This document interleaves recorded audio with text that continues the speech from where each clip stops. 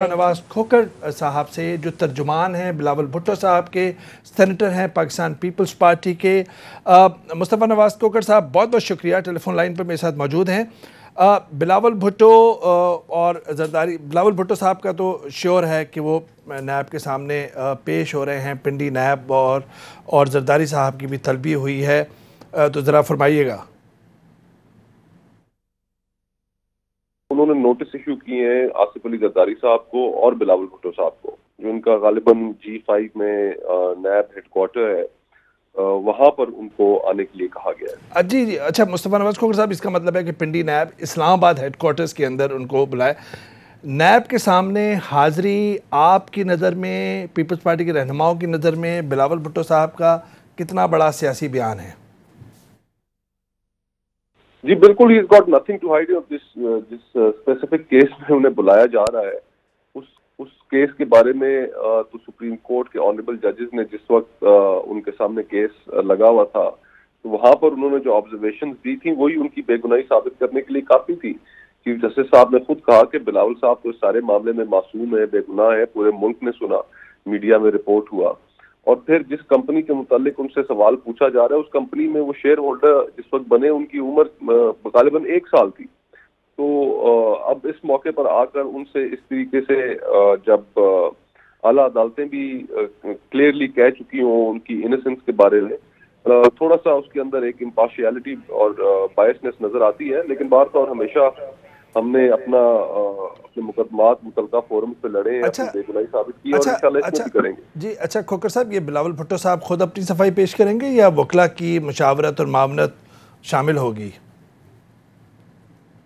वकला की टीम तो लामाला साथ होगी जी, लेकिन अब ये तो अभी इनिशियल स्टेजेस है। जाहिर बात है, इंक्वायरी का स्टेज होता है नैब के प्रोसेस में, फिर उसके बाद इन्वेस्टिगेशन है और फिर फाइलिंग ऑफ रेफरेंस है। तो उन सारे फोरम्स के ऊपर वकला की मामलत और मुशावरत तो उनके साथ होगी।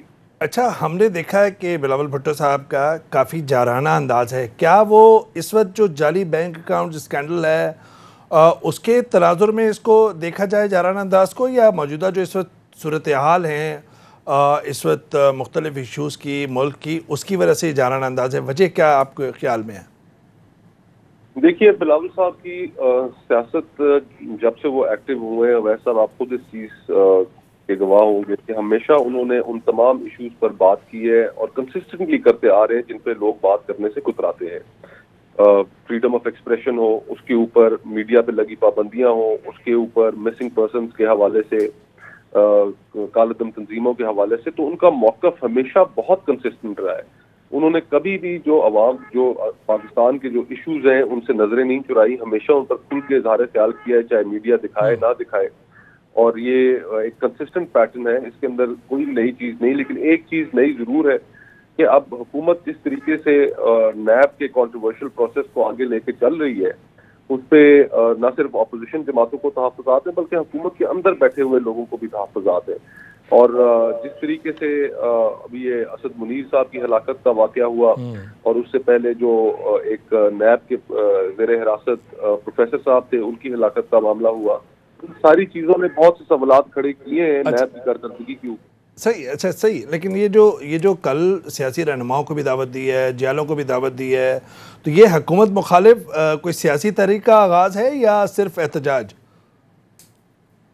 तहरीक तो बहुत कबल अज वक्त है जी, लेकिन हुकूमत ने अपने रवैये से जो इस वक्त अवाम महंगाई की सुनामी में डूबे हुए हैं, मईशत का बुरा हाल है, गैस, बिजली, इन सारी इनकी कीमतों में इजाफा हो चुका है, तो लोग तो इस वक्त तंग हैं। लेकिन अभी भी हम समझते हैं कि हुकूमत के खिलाफ तहरीक चलाना जो है वो कबल अज वक्त होगा। लेकिन हुकूमत को टफ टाइम देना, अपना हमारा मौक़िफ़ अवाम के सामने लेकर आना, वो हम करते रहेंगे। और दीगर अपोजिशन की जमातें, उनके साथ भी हम मुसलसल राब्ते में हैं और किसी मुनासिब मौके पर ही तहरीक का आगाज किया जाएगा। अच्छा, आखिरी सवाल सिर्फ फिर आपसे इजाज़त चाहेंगे। बिलावल भुट्टो और पीपल्स पार्टी के जो शेख रशीद के खिलाफ मुकदमा दर्ज करने का फैसला है, ये हतमी फैसला है?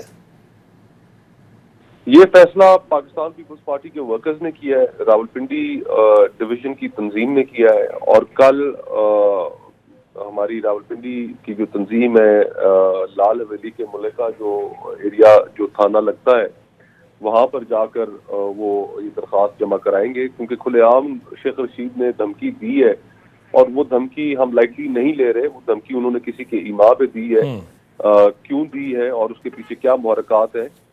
کالے دم تنظیموں سے ان کے رابطے ہیں، آج بھی انہوں نے جہادی تنظیموں کے ساتھ اپنے رابطوں کو اون کیا ہے. تو ہمارے لیے یہ ایک تشویشناک صورتحال ہے اور اس پہ قانون کو حرکت میں آنا چاہیے. ٹھیک، بہت بہت شکریہ. یہ تھے